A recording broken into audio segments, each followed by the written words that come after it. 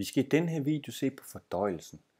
Fordøjelsen er det, der sker med den mad, vi spiser, når vi optager den inde i vores krop.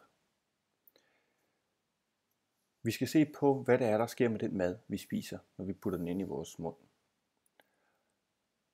Her er der et billede af fordøjelsen.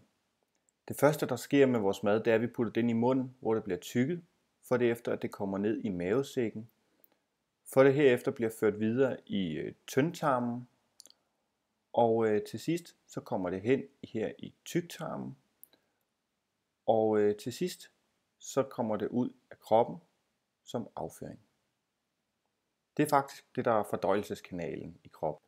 Kroppens fordøjelseskanal, den er over 7 meter lang, og den starter altså helt op fra munden af og går helt ned til numsen. For vores krop, den kan optage den energi, der er i maden, så bliver vi nødt til at bryde ned i mindre dele. Det første sted, det starter, det er i munden. Her der tygger vi maden allerede til mindre dele, og det bliver blandet med noget spyt, der starter med at få maden til at blive i mindre stykker.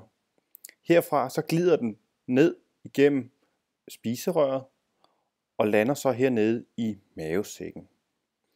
I mavesækken, der bliver vores mad gjort til en grødlignende masse, som bliver blandet godt rundt i nogle syre, der gør, at det bliver nemmere for vores krop at optage maden. Herfra så glider den om i vores tarm. I starten af tarmen bliver maden tilført nogle væsker fra blandt andet leveren, galdeblæren og bugspytkirtlen. Det bliver altså tilført nogle væsker, der gør, at maden bliver nemmere at optage i kroppen.